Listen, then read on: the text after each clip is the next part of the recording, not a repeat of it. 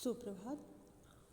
Class 8th Hindi उल्लास का आज आप लोग 14वां पाठ पढ़ेंगे और शीर्षक है संपत्ति। जैसा कि संपत्ति का मतलब आप लोग धन संपदा से लेते हैं, तो व्यक्ति का धनवान होना भाग्य पर नहीं कर्म पर निर्भर होता है। ऐसा इस पाठ में बताया गया है कि व्यक्ति का धनवान होना कर्म पर नहीं भाग्य पर निर्भर है।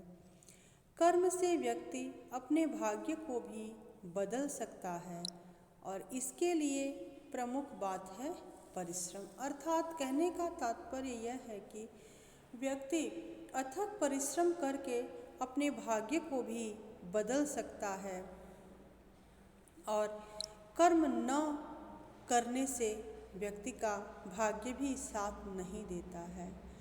किसी भी काम को छोटा नहीं समझना चाहिए, किसी भी काम को छोटा या बड़ा नहीं समझना चाहिए। संकल्प के साथ परिश्रम करना चाहिए, क्योंकि परिश्रम ही सफलता की कुंजी है। और दूसरी महत्वपूर्ण बात है कि धन आप कितना भी कमाएंगे, अगर उसका संचय नहीं करेंगे तो संपत्ति अर्जित नहीं कर सकते। उन्नति के लिए एक एक पैसे को समझना, अर्थात उन्नति के लिए एक एक पैसे की कीमत समझना जरूरी है, क्योंकि बूंद बूंद से घड़ा भरता है। प्रस्तुत लेख के माध्यम से स्वेट मार्डर ने जीवन में सफलता हासिल करने के उपाय सुझाए हैं कि किस तरह से मनुष्य अपने जीवन में सफल हो सकता है।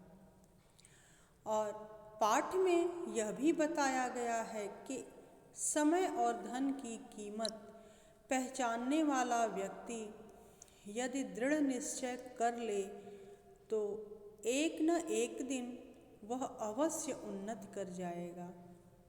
प्रत्येक सफलता का रहस्य छोटी छोटी बातों में ही छिपा होता है।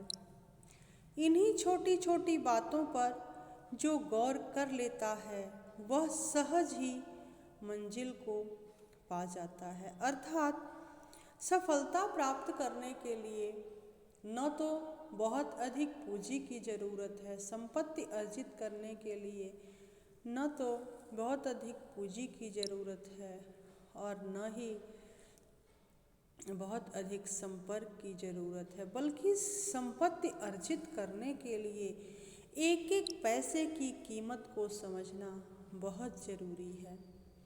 अतः परिश्रम करते हुए अपने मंजिल को प्राप्त करने के लिए कदम आगे बढ़ाना चाहिए।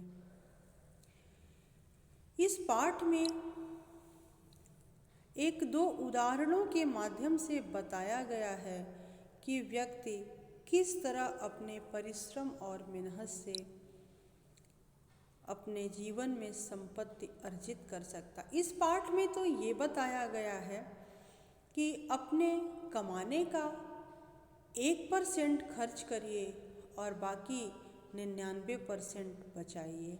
और साथ में ये भी कहा गया है कि अगर अपने कमाई का आप 13% खर्च करते हैं तो आपकी आवश्यकताओं की पूर्ति हो जाती है और जो 87% है वो आप व्यर्थ में खर्च करते हैं।